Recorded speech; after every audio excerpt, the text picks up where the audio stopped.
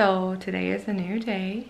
I'm feeling a lot better than I was feeling yesterday. I mean, the situation still is awful, but I just recognize that it's just kind of part of it, and not every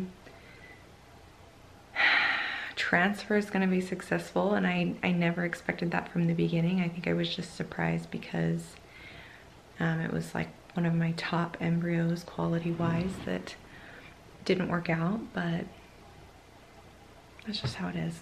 So, but today I wanted to talk about my progesterone. I haven't really talked about it much on here, and I've had some issues with it, so I wanted to bring that up.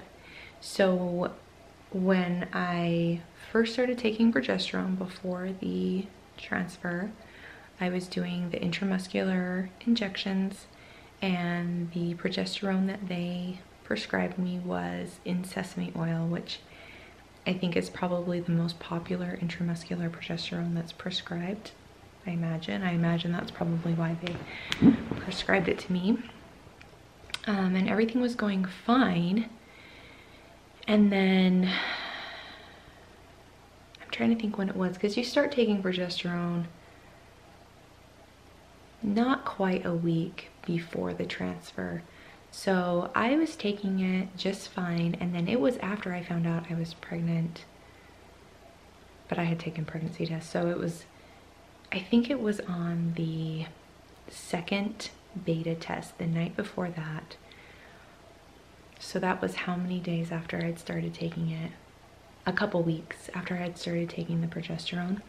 I had an allergic reaction to it. So what happened was Mike was giving me the shot, and it was incredibly painful. I mean, getting a shot is not fun anyway, but I'm pretty good with needles and it's not that big of a deal to me, but it was incredibly painful. And I mean, like, I was dying and like screaming at him, hurry up, hurry up, hurry up. And it kind of like, it brought tears to my eyes. It was so painful. And then I didn't really think anything of it. I just kind of thought maybe it was like the angle or the specific spot. And then later that night, when I was in the bathroom, I saw a huge rash. When I say huge, it was probably bigger than my hand, rash right near the injection site on my hip. And it wasn't puffy or anything. It was just red, and it didn't itch, but it was concerning. So when I went to the doctor the next day for my beta test, I talked to a nurse and I showed it to her, because it was still kind of there the next morning. It had faded, but it was still there. And she was like, oh yeah. She's like, you definitely had an allergic reaction. She's like, it happens. And I was like, I'm so confused, because I went, you know, my entire 10 weeks when I was pregnant with Luke without having an issue. And then I've already been on it for a few weeks without having an issue. And she said, you can just spontaneously have an allergic reaction to this. And she said the same thing happened to her. So what she did was she prescribed me the progesterone shot that is in olive oil. So it's still progesterone, it's just in a different oil. And she said, you're not having an allergic reaction to the progesterone, you're having an allergic reaction to the sesame oil. So we're just going to change the oils. Okay. So, and I actually liked this one better because this one was only 1 ml. The sesame oil was 2 mLs, so less shot. And everything, so we got the olive oil and everything was going fine with that. And then, when was it? 2 nights ago, 3 nights ago? Whatever. Not last night, the night before. So the night before my ultrasound, we did the shot. And a couple hours after we did the shot, I do my shots about 8 p.m. Like an hour and a half after, I just started itching like crazy. I was sitting on the couch and I was just like itching. So I stood up and went into the bathroom, and I just looked, I had spots all over. And they like raised spots like mosquito bites. And I was just itching like crazy, and I was like, oh my gosh, I'm having an allergic reaction. So it was so bad that Mike had to go get some Benadryl. We didn't have any Benadryl. Should always have Benadryl on hand. Mike went to the store at like 10 p.m. and got me some Benadryl and took some Benadryl, and then even the next morning I was still itching a little bit. And it was very low, like in local spots. Like the night before it was the spots all over, but the next morning it was my elbows and my hand, like the palms of my hands that were itching like crazy. It was weird. Anyway, so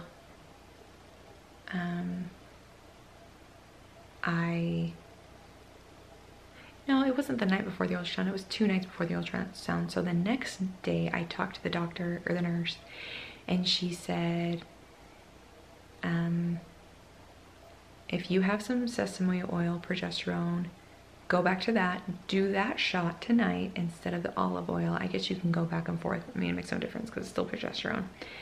And she said, and then at your ultrasound tomorrow, we'll talk. So the next night we did the, and I took a little bit of Benadryl before because I was worried about my reaction. So I took Benadryl before the shot, had the shot, and we didn't have any issues. So the next day was my ultrasound, so that was yesterday. And they said, we're not really sure what's going on, but we'll just switch you over to, excuse me, I don't want people to yell at me for not covering my mouth while I yawn, like I've had before. The next day, so the day of the ultrasound yesterday, the doctor said, we're just gonna switch you to progesterone in pill form. And she said, if you miscarry, which I thought that was kind of a weird phrase, if you miscarry, like there's nothing there, like there's no baby, I'm gonna miscarry. But at the same time, like what am I miscarrying? I guess the gestational sac. So what it's called is an anembryonic pregnancy. I think I got that right, anembryonic pregnancy. So anyway, so she said, the doctor said to me yesterday, we're just gonna switch you to the progesterone in the pill form. If you miscarry, it'll have nothing to do with the switching of the progesterone, so don't worry about that. So I was like, well then of course, obviously I'm gonna switch. So she said, you can take it vaginally or orally, it doesn't make a difference, whatever you prefer. So obviously I chose orally. I guess some people choose not to do orally because it makes them nauseous, but whatever. So I took it orally last night, the first time. I was supposed to take it 3 times a day, and I got an insane rash, like all over my body, and this one was way worse, like so itchy, like mosquito bites everywhere, but they were huge. It was so bad. It was so bad. And I was just like, are you kidding me? I was shocked. So anyway, the problem is I really don't like the idea of taking Benadryl every day. But besides that, the problem is I have to take this 3 times a day, and I really don't want to be taking Benadryl every time I take this pill. Also, there is no baby. So I didn't really understand why I was still taking progesterone when there was no purpose to it. So I sent an email this morning to the doctor, and I was like, you know, I got a huge rash last night. This is the worst reaction I've had out of the 3 times I've had a reaction, or the 3 different forms of progesterone that I've had reactions to. This is the worst one. And I said, I really don't understand why I'm still taking this. Please let me know what I should do. So the doctor called me this morning, which is rare. Normally it's the nurse. The doctor called me and she said, at this point, I'm okay with you stopping the progesterone, the reactions that you're having. And, you know, we don't want you to keep having these reactions, and really, there's not really a chance that anything's going to change. And I said to her, I said, I mean, what are the chances of a embryo spontaneously like starting to grow? And she was like, that's not it. It's more like if we miss something on the ultrasound, by waiting a week, you have that extra week of growth, and then you go back in and you do the ultrasound again, and it's possible that you miss something on the first ultrasound. So basically it's just a double check for the doctor to make sure they didn't miss anything. And she said, but with yours, like, it was a very clear picture. I mean, there really wasn't any there's really no chance that there's anything there. And she said, but just know that when you stop the progesterone, you're gonna start bleeding. And anyway, blah, blah, blah, blah, blah. So it's just been interesting with this progesterone. I said to her, is it a possibility that I am allergic to progesterone? And she said, it is very rare that people are allergic to progesterone. She said, if you were allergic to progesterone, then you would have this reaction every time you ovulate. But I just started reacting to progesterone like less than a month ago. So I haven't really had a chance to ovulate since then. So it will be interesting to see what's gonna happen if I am allergic to progesterone. I mean, it is a thing, it's just very rare. She did say, however, that we are going to keep the appointment for next Monday, and she'll have me come in and they'll just check to make sure everything's kind of going the way that it's supposed to, and then we'll have a discussion about how to move forward, like with the next transfer, and kind of like the problems that I've had with progesterone. And I don't know, I know they're very like adamant about being on progesterone when doing fertility treatments. I'm not really sure, I don't know. I mean, I'll discuss that next week with the doctor. But anyway, it's just been a really weird kind of a journey. It makes me like really paranoid about what the future holds when it comes to fertility treatment. When I was reading online this morning, when I googled an embryonic pregnancy, it says that these pregnancies, the body ends them because there's usually a chromosomal deficiency, something going on with the embryo. So, and there's nothing I could have done differently that would have changed the outcome. So that obviously makes me feel better, because of course when you find out that it didn't work out, you start going through your mind about everything that you did in the last few weeks that may have caught, like, did I work too hard? Did I not eat enough vegetables? Did I drink too much? I haven't been drinking caffeine, but you know, just things like that. Like, you just kind of go through everything and you just worry that you did something to cause it. So when I was reading online this morning, that really did bring peace to me, that, I mean, it was chromosomal, the body ended it. And, you know, I have to be grateful that my body ended it, because I would rather have it end now than end when things are further along, or, you know, have a child die as a baby. Or truthfully, I would so much rather just have it be done now. So anyway, that's just kind of been what's been going on with the progesterone. It has been very strange, but I haven't really mentioned it on here. And I'm a bad blogger when it comes to it. If I was a great blogger, I would have pulled the camera out as soon as I got the rashes and showed you, but that was really personal to me, and the last thing you guys need to see is disgusting rashes all over my body. So you can imagine, I'm sure. If you feel like you need to imagine, I'm sure you can. Anyways, so I'm doing a lot better than yesterday. I mean, I truthfully, I'm just the type of person that I need like a single day of mourning, and then I want it to be over. I don't want to think about it. I don't want to talk about it. I just want to move on.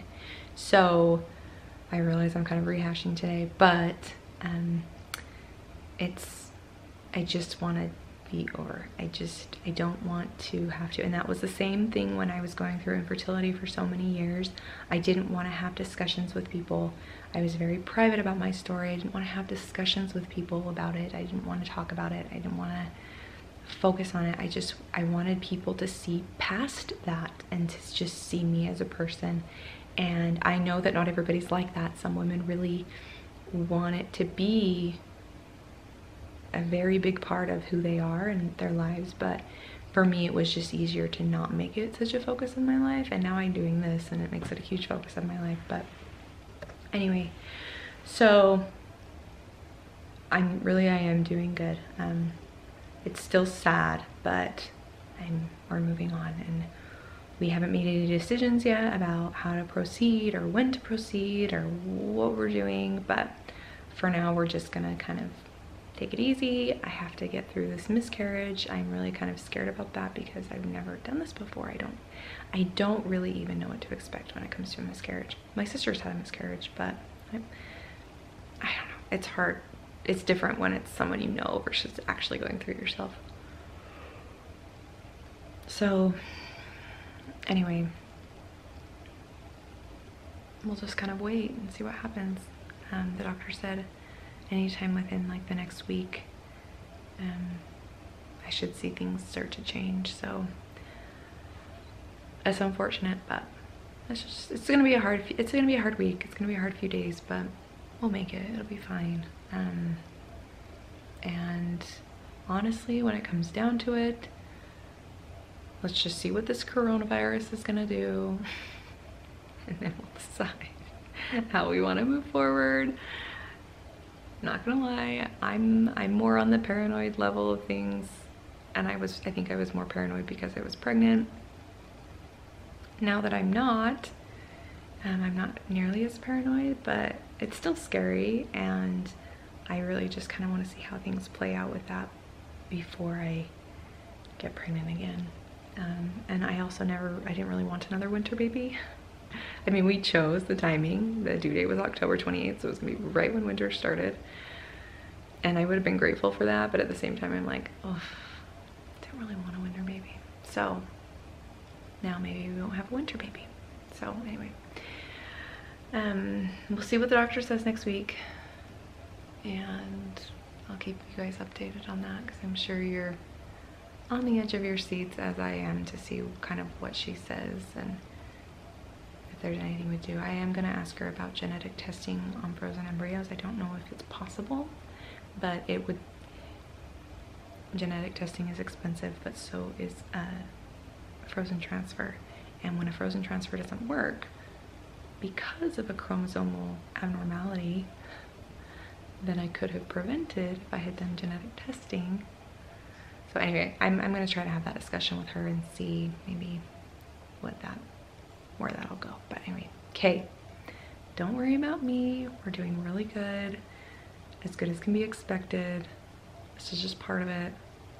And I'm so grateful that I can like get pregnant, and I'm grateful that I have frozen babies waiting for me, and I'm grateful for my baby that I have now. I apologize for all of you who watched the video yesterday and heard him crying in the background. He's been a great sleeper, and some days he just has a harder time going down than other days, and we do like to give him an opportunity to put himself to sleep before we rush right in and pick him up. He usually puts himself to sleep without a peep, so don't worry, I'm still a good mom. I'm sure I'll get some hate on that video because you heard my child crying in the background, but we addressed it. He's alive and fine and happy and thriving and sleeping really, really well right now. So anyway, okay, I'll see you guys later.